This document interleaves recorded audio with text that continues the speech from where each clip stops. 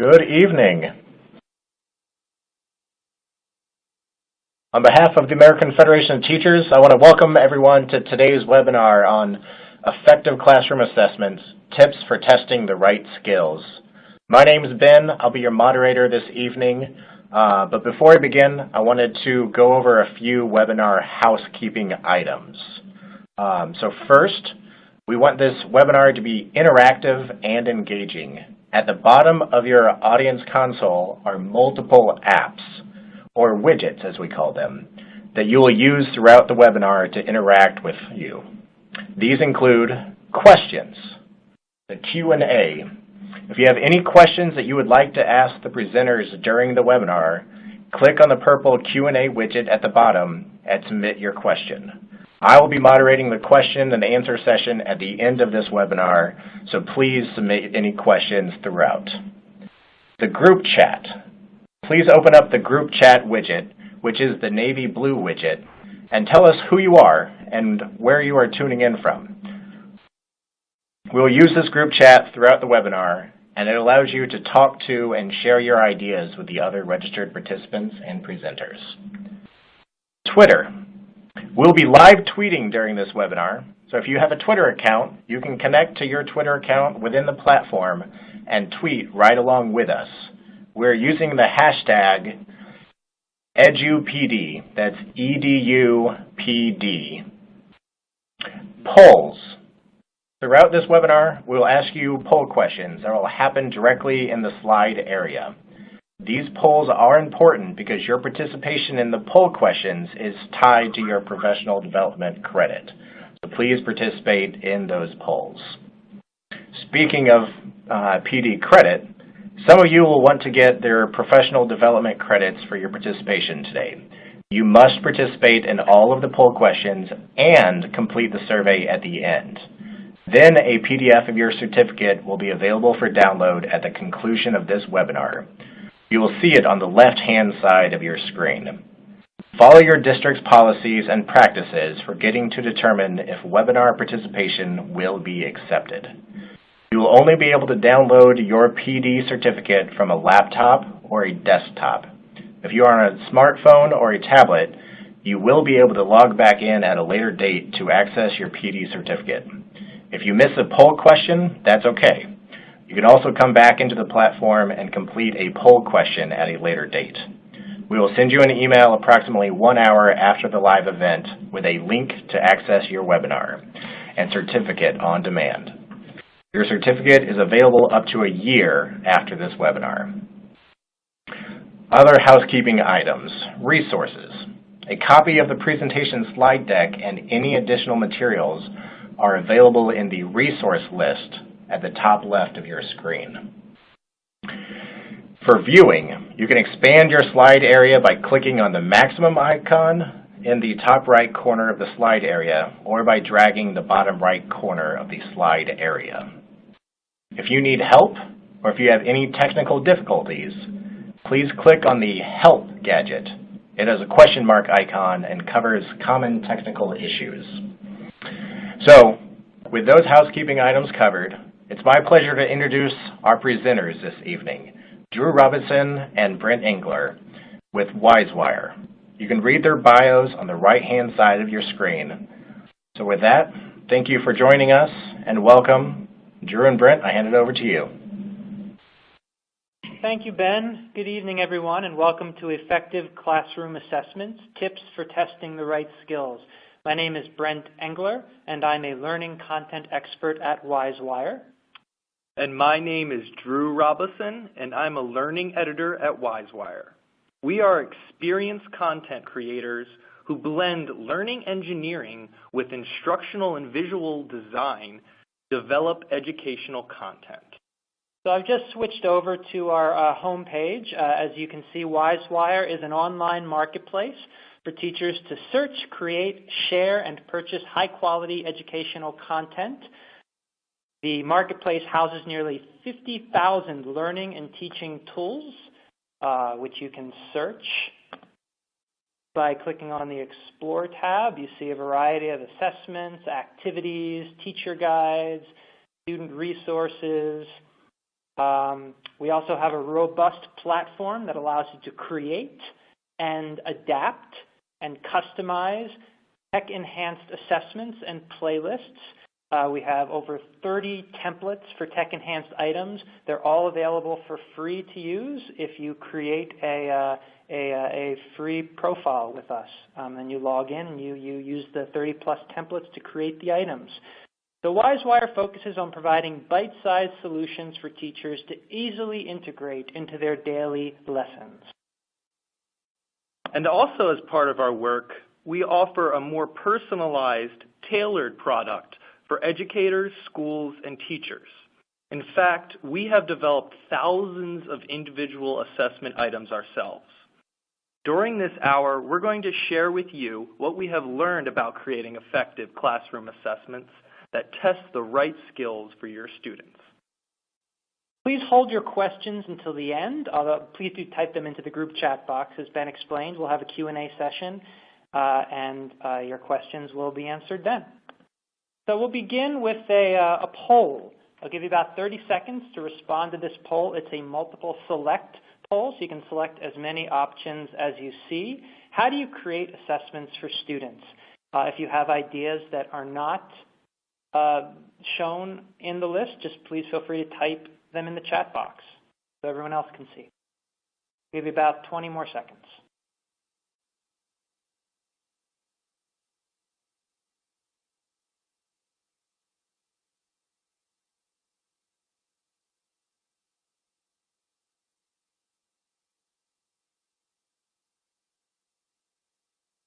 All right, so that's excellent. Everyone here has given at least one assessment before, so we're starting on a good, solid foundation. Looks like about 3/4 of us write from scratch. The highest option is adapting existing assessments. And yeah, so hopefully you'll learn some good strategies for doing both tonight. So what is effective assessment writing? Well, we can all agree, I hope, that effective assessment writing is more than just writing your friends and students into word problems. But how much more? Boiled down to the essentials, an effective assessment meets two criteria. First, someone who has mastered the content or skills being assessed will answer correctly. Second, someone who has not mastered the material will answer incorrectly. Easy, right? What more could there be? Well, everything here for a start. Of course, different types of assessments have different requirements. It's generally inappropriate to ask for opinions on a multiple choice test, for example. How would you score such a test? But essay questions often do ask students to articulate and defend their opinions. So in this presentation, we're going to focus on multiple choice items, also known as selected response. As you'll see, selected response items come in plenty of varieties. So before we go further, let's analyze a typical multiple choice item briefly, just to make sure we're all using the same terminology. So you see a sample item right there that has 5 main components. Number 1 is the standard. An item is written to a particular standard. In this case, a life science standard for 6th graders. You can read it at the top there, LS 621. Number 2, in order to fully assess this standard, students must analyze a food chain. They need to see a food chain. That's the stimulus. The forest food chain that you see labeled 2 in this item is the stimulus. A stimulus is information that students must use to select the correct answer. Number 3, the STEM poses the problem for students to solve. This STEM is a question, but a STEM may also be an incomplete sentence. For example, the organism missing from this food chain is blank. A STEM may also be a task for students to complete. For example, identify the organism that is missing from this food chain. The correct answer is known as the key. That's numbered 4 there, fox. Fox is missing from the food chain. It's the top-level predator that eats frogs. Frogs eat grasshoppers. Grasshoppers eat grass. And then 5, the incorrect answers are also known as distractors.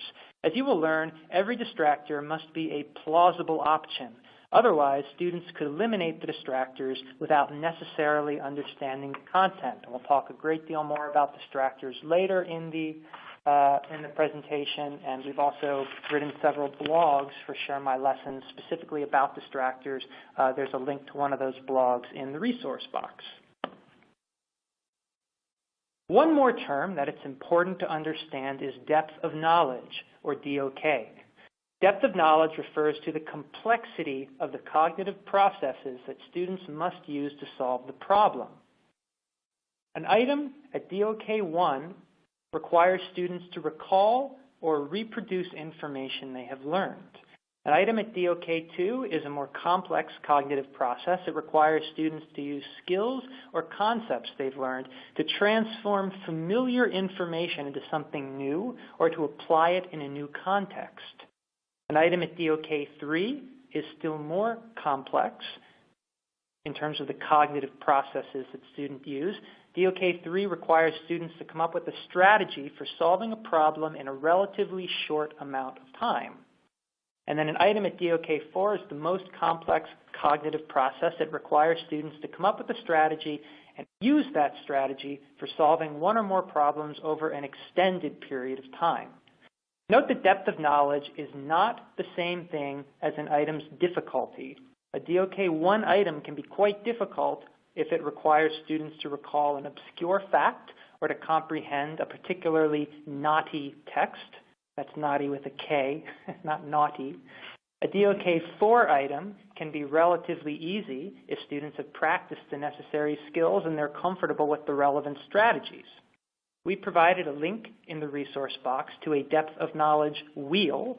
It lists the kinds of tasks that students must typically complete at each DOK level. If you Google DOK, you'll almost certainly come across that wheel, but it's a very useful resource. All right, let's do another poll before I turn it over to Drew. So we'll give you about 20 seconds to answer this question to select one of the three options. Can selected response items be written at DOK levels 3 and 4?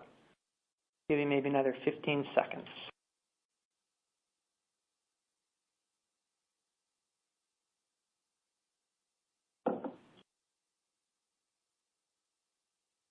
Okay, yes to both, about 2/3, 1/3 got the correct answer, yes to DOK 3, but no to DOK 4. Selected response item can require students to come up with a strategy, but not to work over an extended period of time. A typical select response item should take about a minute or so to answer. So they can be written at DOK level 3, but not DOK level 4. If you want to push back on that, we can talk about it during the Q&A section. So feel free to jot down questions about this point. Anyway, this is one question why selected response items by themselves are usually not sufficient for assessing everything a student should learn. But we're going to start with selected response items, and I'm going to turn it now over to Drew. Great, thanks, Brent. So this is not actually a poll, but multiple choice questions. Are they easy or not? I think most of you will probably say that they're pretty easy to write, but I'm going to walk you through the steps of how I would create an assessment item. And stay tuned, though, for other exciting types than just multiple choice. So you're going to write a multiple choice item. Where would you begin? This is actually a poll, so I'm going to give you guys a few seconds to respond to this one. So time to write a multiple choice item. Where do you start? You dive right in, review the standards, consider common misconceptions or mistakes that your students are making, download sample items and tests, or do something else. So if everyone could please respond to the poll or type your other strategy into the group chat. Give you a few more seconds to respond.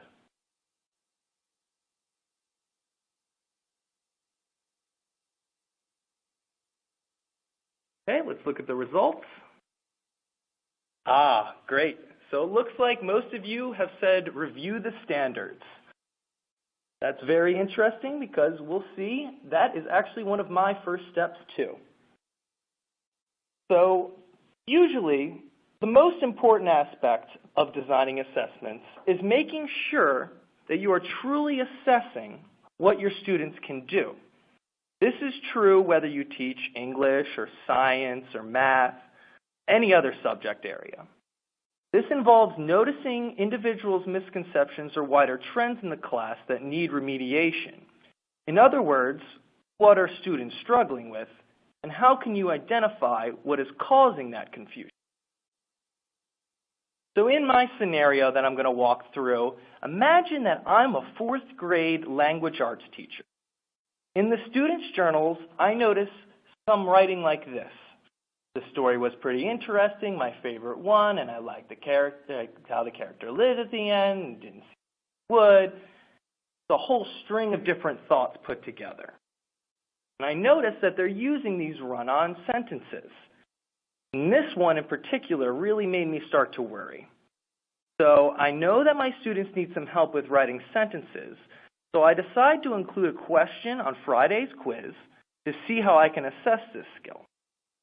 I'm going to showcase how I would design a multiple choice item to assess this particular skill, and all of the best practices that I share can be applied to any subject area, though. It doesn't matter if you're an English teacher or a science teacher.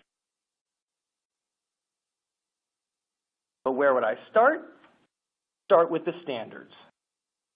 So to better prepare students for high-stake assessments and the other end-of-course type of summative tests they will take, know the standards for your subject area and grade level. The exam students will take will focus on assessing particular standards.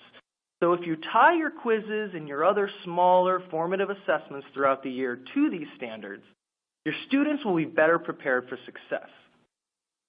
In this case, I live in Maryland, a Common Core state, and I've been working with my students on developing their language skills from this part of the standards. This language standard, which is Language 4.AF, produce complete sentences recognizing and correcting inappropriate fragments and run-ons, validates my concern about their journals. My students should be able to produce complete sentences. From their journals, I can tell that some of them quite aren't getting this, and I'll use this standard to drive the design of my assessment item.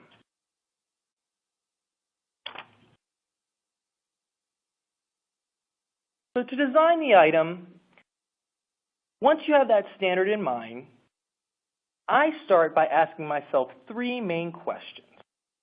What type of item best assesses this skill? In this case, I've already decided to make it a multiple choice item or a selected response item, the same sort of verbiage, since I plan to give a paper quiz on Friday. But there are lots of other cool computer-based assessments and technology-enhanced item types that we can use to do more. We'll get to that shortly. The second question is, how rigorous should I make the item? Rigor can be measured by DOK levels and other means, but the point of this question is to balance the cognitive load of your tests. You don't want to include 20 difficult items on a 10-minute quiz. The third question is, should I include a stimulus? Sometimes you don't need a stimulus at all. I've found that some teachers feel compelled to include clip art and other visuals throughout the quizzes they make, but if they're not necessary for determining whether students are, they're not necessary to answer these questions, they're just going to distract the student and make it harder for you to determine whether this student is actually improving in a particular skill. The key here when asking this question is to think about what format you want to use. It could be a diagram for a science question, a graph for a math question, or maybe a quote from the Constitution for a social studies quiz. Depending on the skill assessed, you'll want to go with either a text-based or visual stimulus, either a short clip maybe from the Constitution or a picture. Since this is a writing skill, I decided to include a short bit of text as my stimulus. But you're not going to want to write the stimulus just yet. First, you're going to want to consider the stem. Going back to Brent's slide earlier, the stem is what the actual question is. But I mean, who knew there was so much to even think about? You haven't even started writing the question yet. So now all that stuff's out of the way, let's actually write this assessment item. So I'm going to assess whether students can recognize run-on sentences and whether they can write more fluidly. I know I'm going to include a stimulus because I've already answered that question. But rather than include run-on sentences in that stimulus, I'll get students to combine multiple sentences from the stimulus. So this is my clever way of seeing whether students can do this, can produce complete sentences without run-ons or any sort of other awkward placement of clauses that might happen. The STEM is super important, and that's why I'm going to write it before I write the stimulus. It's the entire foundation of the assessment item. Now let's talk about Drew's do and Drew's don't. The first Drew's do is stay on target. Don't try to assess material beyond the scope of what your students need to know. Stick to your lesson objectives or the standards. Don't write trick questions. It might be fun to write a curveball question, but it's just going to frustrate students. Do be clear with your question. I wrote this STEM. Which of the following best combines the sentences without changing their meaning? I think this STEM is clear because it points students to, number one, what they need to do. Choose one of the following. Which answer they need to choose, the one that best combines the sentences, and it includes a simple caveat, nothing too crazy, without changing their meaning. I find it's a best practice to avoid using negative stems. That would be a stem that asks maybe, which of the following does not best combine the sentences? In that case, you're really just testing the student's ability to eliminate correct answers, rather than assessing what students actually know. Remain objective when you write stems. This might seem obvious, but there are many aspects of English and social studies that involve interpreting stimuli. For instance, you may be tempted to write the question, what is the most important amendment to the Constitution? But this complex question isn't easily assessed by a simple multiple choice question. And we'll get more into bias in a minute. Don't use pronouns. Using the word it in a stem can be very confusing about what it is referring to. And also, don't assess opinion. Avoid asking, what do you think Ben should do type of questions. What you think is correct could be up for debate, and students will tend to argue with their grades if you write several questions. So now that we have the stem, we can actually go back and write the stimulus. I wrote these three questions. People do not speak face-to-face these days. It is easy to communicate using any one of the many types of technology we have today. It is also easy to use social media. So these are three thoughts, three complete sentences that I want students to combine into one sentence without changing the meaning of the entire paragraph here. Pretty challenging question, but what I'm going to try to pull out of them is see how they might introduce run-ons in fragments. So my best practices with writing the stimulus are usually do, include directions. Read these three sentences.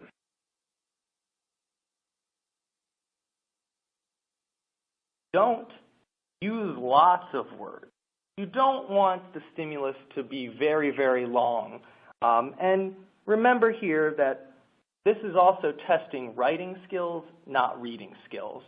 If this were a reading standard, I would probably want to include a longer stimulus like a fictional passage or a nonfiction essay.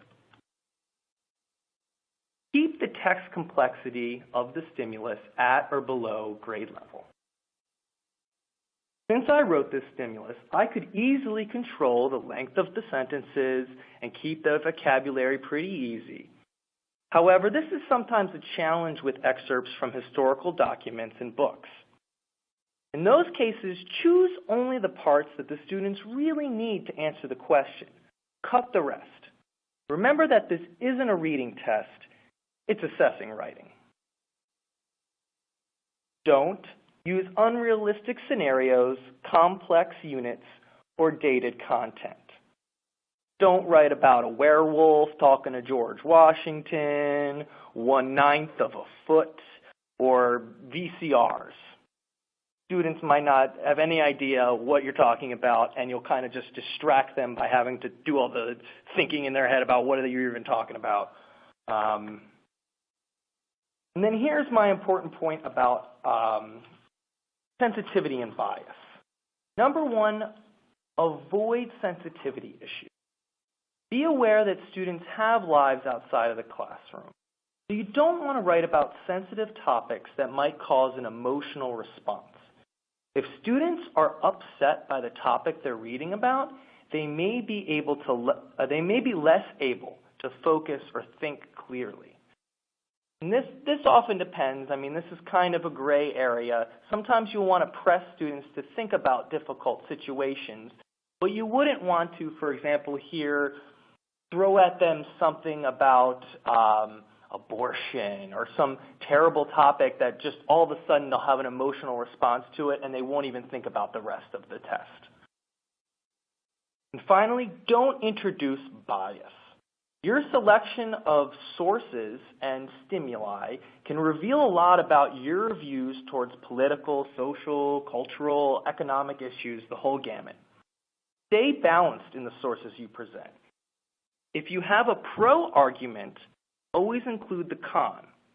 Otherwise, you'll gradually be creating bias in students, which could eventually lead to prejudice. So now that we got all that sort of thinking about the stimulus out of the way, we have the basic question. The next step for me is to write the correct answer.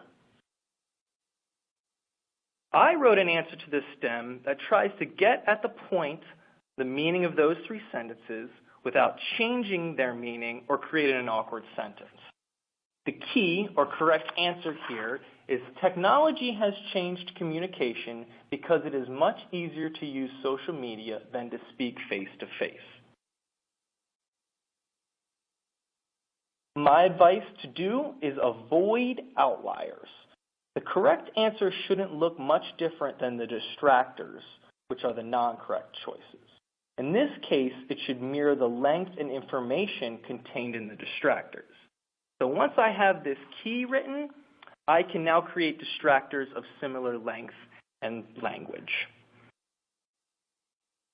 Don't include clues. Cluing is a very tricky thing when you're writing assessments. A clue is a key word or a phrase in the correct answer that you don't include in the others, or it's including something in the correct answer that also appears in the STEM or stimulus and not in any of the other distractors. So in those cases, your student's just going to spot that clue right away and pick the correct answer without really know what they're doing. If you want to include a key word or phrase from the STEM or the STEM, include it in all of your answer choices. And we actually have a great blog about outliers that's also linked in the resource box for you. So now that we have a clear STEM that aligns with our standard, we have an ambiguously correct key. The next step is to write the incorrect answer choices. For me, in my experience, this step is actually the most difficult aspect of writing an assessment item. There are lots of ways to go wrong here. So let's start with the obvious ways that you could run into a challenge.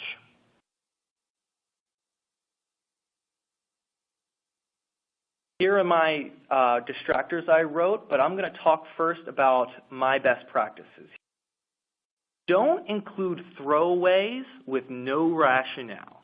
A throwaway is an obviously incorrect answer. It might have nothing to do with the question whatsoever. And while these are really fun to write, throwaways will turn your tests into a process of elimination. Do make your distractors plausible.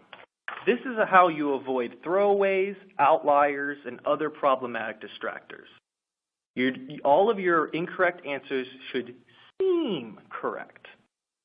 Notice how all of the distractors that I wrote begin in the same way. This helps to avoid outliers. Don't use all of the above or none of the above. I know this is a super common practice, but I find it lacks true rigor.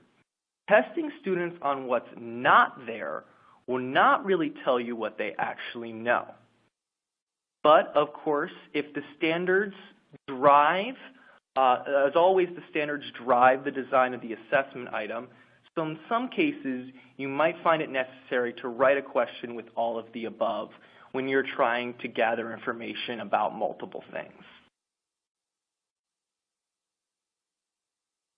My final point is to assess common mistakes. So after noticing my students' writing habits in their journals, I actually designed my distractors to assess 3 common mistakes that I found. A, technology has changed communication. Social media is more face-to-face. Is a run-on sentence with this kind of informal language, which I find they tend to do. So if a student answers A on this question, I know they're still struggling with that part of the standard. B, technology changing communication because it is much easier than always having to be face-and-face is a sentence fragment, has some awkward placement, it's clauses, adverbs, and I find that my students tend to write like this when they're trying to write academically. So I know if a student answers B here, they're struggling with that skill. And C, technology has changed communicating and it is much easier and we use different types of technology. Relates back to that first example from their journal I shared where they like to string together these multiple independent thoughts with no punctuation or transitions. This is me really trying to use my stimulus, those 3 sentences that I wrote, to test the skill that I saw that they were struggling with. And finally, D is the right answer. Notice here, too, how I stacked the options from shortest to longest. That's a good rule of thumb to use, especially if you're making print tests. But sometimes it really doesn't matter, especially if you use technology to randomize your answer options in online quizzes, which is also good practice because it helps to avoid cheating. The same test given to 2 students, the answers will be in a different order. They can't share, number 1's A, number 2's B, that kind of thing. So to learn, just a quick reminder, to learn more about effective and ineffective distractors, check out that blog that we've created for Share My Lesson. The link's right there. So all this great stuff we can do with a simple multiple choice item, but what can't we do? Number 1, this is a multiple choice test for traditional pen and paper. Can't do multimedia. We can't really do any interactivity. Students can't, for example, drag and drop items maybe they have 2 different categories that they need to sort things into. We can't test that skill. Compare, contrast, things like that. We can't provide feedback and any sort of hints at point of use. Students might be struggling with something with just a little coach, they might get there. But most importantly, we can't actually require students to do something rather than pick an answer. Remember that grade 4 ELA standard was produce complete sentences. That standard is all about writing or producing complete sentences. My item assesses this skill, but students aren't actually producing their own sentences, they're just picking one. I could have done this where students rewrite the question, but then I would need to read 60 different sentences on a weekend, checking to see if each one is right. Multiple choice makes grading more efficient, but it limits the type of skills you can access. Brent, let's show them an assessment built with technology.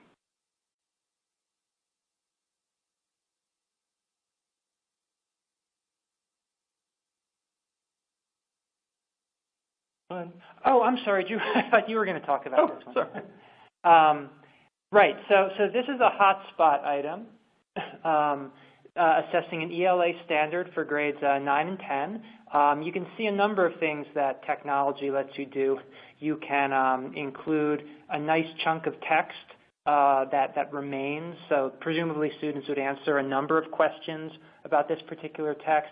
You can also have another tab where students analyze, in this case, an image and compare what's in the image with what's in the text. And then this particular question, it will be difficult to have students write on this image if you were to give it to them on a piece of paper because it's relatively dark. But with the hotspot format, you can have students click on the part of the image that, in this case, best illustrates a particular line from the play, and it allows you to hit a standard in which students are supposed to be analyzing media as well as text.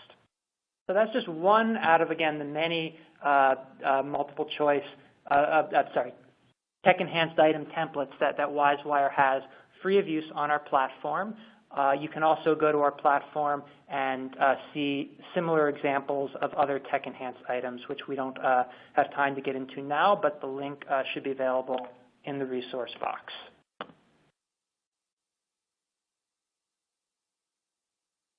So, jumping ahead now to computer-based assessments or tech-enhanced items, let's walk through the process of actually building a tech-enhanced item. So once again, our starting point is the standard we want to assess. Some standards use specific verbs that show the expectation for students. So I've actually highlighted the verb in red font. You wouldn't actually see it in red, of course, on the Common Core, but in this case, students are graphing for this high school math standard from the Common Core. Now, a multiple choice item may ask questions about how to graph or even have students pick correct graphs. That would be most likely DOK 2 level. However, it's impossible to use multiple choice questions to demonstrate a student's ability to graph. So we come to technology. Now you'll notice that the main questions to ask when building a tech-enhanced item, or TEI, are similar to the questions for building a selected response item. The principles of good assessment writing are global. So you want to ask what type of item best assesses the skill. The standard will dictate your answer. The standard wants students to graph, so we'll want to use a tech-enhanced item with a graphing template. WiseWire has several of those. How rigorous should we make the item? And also, should we include a stimulus? In this case, because we want students to demonstrate that they know how to graph, we're not as concerned with, for instance, can they translate a word problem into a graph? So we're not going to include a stimulus for this particular item. So we've analyzed the standard, we've thought a little bit about the type of item we want to write, and now we're going to write the STEM, which you see on your screen. We've chosen a very simple direct direction line as the STEM. I want to know that students have the skills to graph a number of different types of linear inequalities. So you see two linear inequalities there. We're going to include one inequality with a positive slope, the arrows pointing to the 3, and one inequality with a negative slope, the arrows pointing to the negative 2. Let's refine the STEM a little bit more, talk about the choices we made, why we picked these particular inequalities. One includes a boundary line as part of the solution that's indicated by the less than or equal to sign, and one does not include a boundary line as part of the solution indicated by just the greater than sign. By including different elements of an inequality, I can assess a fuller range of the student's understanding of the concept. So there's nothing particularly tricky about this item. Once we know how we want to design it, the STEM is very simple, very clear. With no stimulus, we've avoided any complex text. There's no bias or sensitivity issues. So let's check out the final item as it might appear in a digital platform. In this case, WiseWire's digital platform. I'm going to share the screen, and you see it built. There's our STEM and the two inequalities. You see another line right here instructing students how to use this particular tech-enhanced item tool. That's a pretty common line that you would tailor to the platform that you're working in. So we have a solid and a dashed line for inequality A, and the option of a solid and a dashed line for inequality B. So we'll start with inequality A. We'll make it a solid line. We'll place our first point at the y-intercept for A. Then we can place our second point, and you see depending on where we place it, we get lines with different slopes. We want a slope of 3, 1, 2, 3 up, 1 over. And now we will place our second point. This is for our second line will be dashed because this is for the greater than inequality, not greater than and equal to. We'll place our first point at -8. That's the y-intercept for that inequality. And again, you see depending on where we want to place our second point, we will get different lines. So there's a negative slope. Now we'll pick the solution set. This is actually the correct answer, but the other nice thing about technology is if students pick an incorrect answer and then they submit, we can give them feedback. In this case, the feedback will include a hint that lets them try again. Hints can also be built directly into the platform, of course, for students who want to get a little more help before they submit their answer. So we'll do the solution set for the correct answer this time, submit it, tells us it's correct, and then also we can give additional feedback to explain why that is the correct answer. So all of that with technology, and all of this you can design directly in the WiseWire platform. A few more slides, then we'll open it up, Q&A. I'm going to end with one more poll, give you 30 seconds or so. If you remember the graphing item we just built, what do you think the DOK level of that item was? Remember, graphing the solution set to the two inequalities. Maybe another 15 seconds.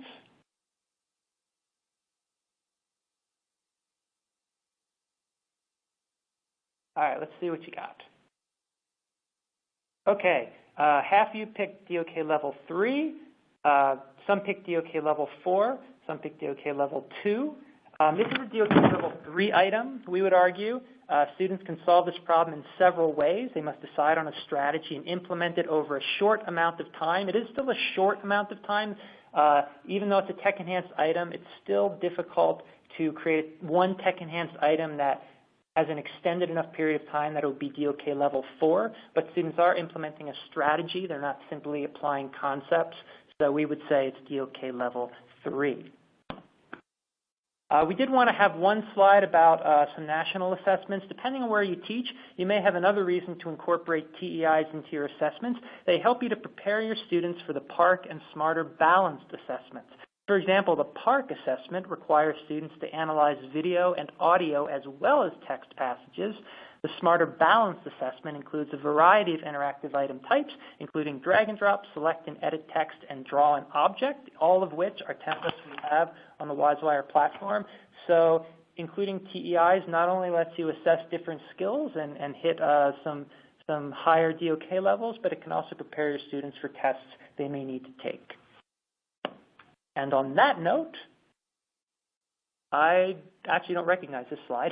This must be a slide that's built into the platform. Enter your email address if you want to receive additional information. Okay, I'm sorry. So yeah, if you want to get more information from WiseWire, please enter your email address there. And at this point, Ben, we'll turn it over to you for some Q&A. Thank you, Drew and Brent. That was fantastic.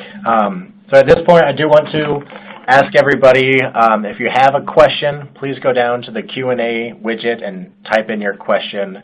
Also, make sure that you download your professional development certificate by clicking on the left-hand side of your screen.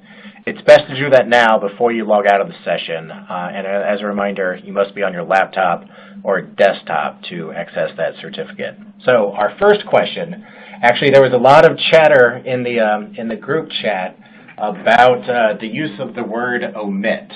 So specifically, The ACT and the SAT and other state tests often have the word omit.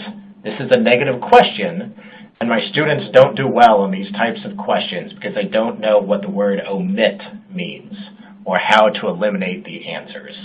What are your thoughts on using this word for my own test? I would say that, this is Brent, there really is no way around the SAT and the ACT, so I think we can sort of say it's not a good question until we're blue in the face. I think for this case, definitely, if you know your students are going to take those tests, make sure they know what the word omit means to give them some practice on those kinds of items so that they're at least, a lot of answering the questions on a timed test like that is item familiarity. So if they're familiar with negative stems that use omit, they should at least be prepared for that test. That doesn't make it a particularly good testing practice, but at least it'll help your students get through tests that they often have to take. Yep, I would agree. Okay, thank you. Our next question, in writing distractors, I understand using the all of the above, none of the above options that are ideal. However, these options are part of standardized testing. Shouldn't we use these on occasion? In addition, my students may need to choose all of the correct answers. Yep. So I know it sounds like both of these questions are often about, what do we do when the standardized tests we're taking conflict with our best practices? And really, in those cases, I say that the standards should drive the actual assessments that you give for your courses. But when you're preparing students for the tests, you'll want to go over those type of questions and how to answer them. So really my best practices are for when you're designing your own assessments for your classroom. In those cases, the standards should drive the design. But when you're trying to design assessments for a particular test, like a standardized test, the SAT, that kind of thing, you're going to want to include questions like all of the above or omit to give students practice actually taking that test. And our website sort of provides, through the TEI templates that we have, provides you one way to prepare students for PARCC and Smarter Balanced, which are one of the two high stakes type of assessments. They can get used to taking computer-based assessments using those templates, although our best practices are to avoid using those type of items in your own assessments. But, if you're designing assessment for one of those things, go for it. I mean, it just depends on what the purpose of your assessment is. I also real quick want to point out that I think there is a difference between all of the above and the multiple select type of item, Absolutely. Which is a template that we use often, multiple select. All of the above is problematic in some regards because you're really not letting students choose how many of the above, right? Like if you have 4 answer choices, you can't really say A, B, C, D, A and B, A and C, A and D, B and C, right? You can't give all of those options. So you usually end up going A, B, C, D, or all of the above. And students might say, well, why would they give all of the above unless that's the right answer, right? Mm-hmm. Whereas multiple select, students drive how they answer the item. So here, with that kind of item, they can actually choose how many of the answer choices they want to choose, which can then give you more information. If there are 3 correct answers, right, and they only choose 2, why didn't they choose the third? That can tell you a lot about where your students' misconceptions are. Fantastic. We have a few questions about some of the tech-enhanced items. So what if my students don't have regular access to computers? Are there paper and pencil equivalents for all of the types of tech-enhanced items you displayed? Absolutely, yes, there are. That's actually a large part of my job at WiseWire is converting our technology-enhanced items to paper and pencil to sort of bridge the transition between the students that don't have computers and anticipating in the next 5-10 years there will be computers for students. So these type of paper and pencil versions have they're using the same sort of process of answering the question, although the presentation just looks slightly different. And I believe there's more information on our website about, in our TEI templates, about turning those into print. Okay. Our next question, I think, goes in the opposite direction. How does this technology work on iOS devices? They have several one-on-one iPads plus access to MacBooks on a 2-to-1 ratio. So instead of paper and pencil, how does it look actually using technology? A lot of that is going to depend on the kind of platform that you're working in. The goal, I think, of everyone designing tech-enhanced items is to make them universally accessible, so that it looks as good on a tiny phone screen as it does on a big computer screen versus a tablet. I think it's fair to say that we're working toward that goal along with our clients. At the moment, I think most tech-enhanced items are probably going to look best on a larger screen. Yeah, exactly. All of our platform is really designed right now to be used in a browser. It's not really designed to be used on a mobile device or a tablet. Could you also comment on tech-enhanced problems for students using screen readers or other assistive technologies?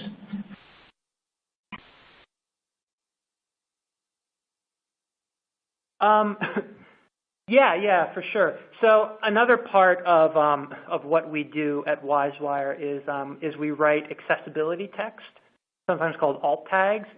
So like a screen reader, right, could read the directions and the answer choices for a tech-enhanced item, but it would stumble on the graph that we showed unless we had very specific alt text that then so you would program that in to the item itself, so that when a screen reader is reading and it comes to the graph, it doesn't interpret it as an object, but it actually will then read aloud the alt text.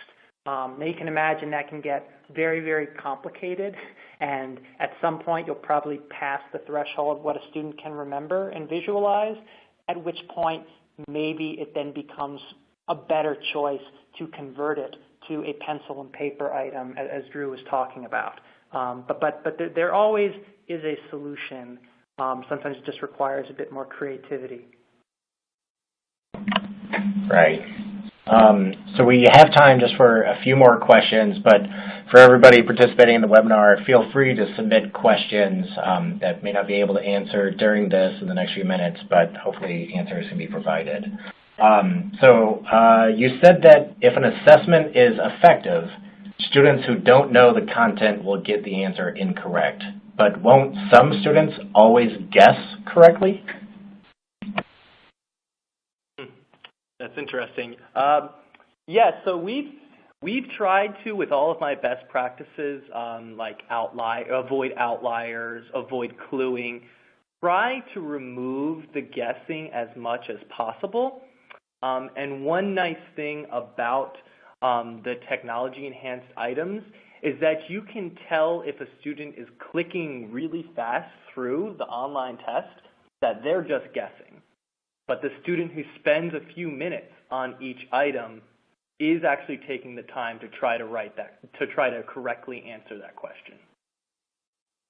Yeah, and the other thing that this gets to is that multiple choice or even tech-enhanced items, as we mentioned earlier in the presentation, really aren't a comprehensive assessment strategy, because there really is no way ultimately to get around the fact that if it's a guessing game, some percentage are going to guess correctly, so don't only rely on selective response. Yep.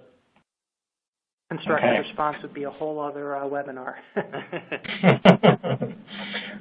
So our last question for the evening, can assessments be modified to meet special needs? Word banks, for example. For what, for example? Word banks, the special needs question. Oh, Sure. yeah. I mean, I think how you would modify it depends on the special need and the plan for what a particular student does need.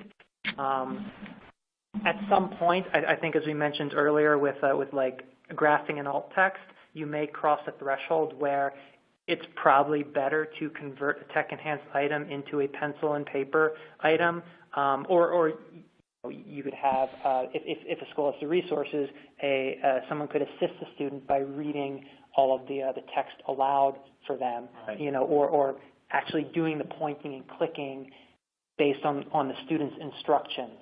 I think, yeah, it's safe to say there's always a modification. Mm-hmm. And even though we have all of these pre-built templates on wisewire.com, we also have a custom template that you can insert into the assessments you create to add that whatever extra elements you might need for your special needs students. Okay. Well, we are at a hard stop time. I want to say thank you to Drew and Brent, and especially to all of our participants and all of our attendees for coming. Remember to download your professional development certificate by clicking on the left side of your screen. Please take the survey that will show up momentarily. This feedback is valuable to our speakers and to us as we plan future webinars. Thank you, everybody, for your participation this evening. Thank you. Thank you.